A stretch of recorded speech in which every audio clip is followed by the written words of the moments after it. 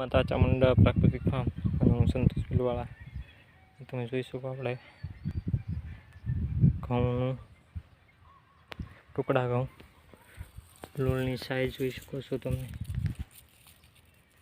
અને કોઈ પણ જાતના રોગ જો એક જ દાણામાંથી 1 2 3 4 5 6 7 8 9 10 11 12 13 14 ફેડી ફૂટી છે બરાબર. આ તમે જોઈ શકો ફૂટ. આ વખતે આપણે બહુ પારવા આવી ગયા હતા, છતાંય તમે જોઈ શકો કેવો વ્યવસ્થિત પ્લોટિંગ છે. આમાં માત્ર વર્મી કમ્પોસ્ટ અને 800 થી 900 લીટર ગૌકૃપા પાયેલું છે.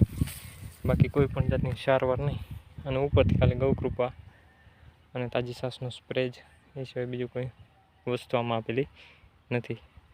છતાં એમાં કોઈ જાતનો કોઈ પીળાશ નહીં અને કોઈ જાતનો કોઈ રોગ નહીં. આભાર.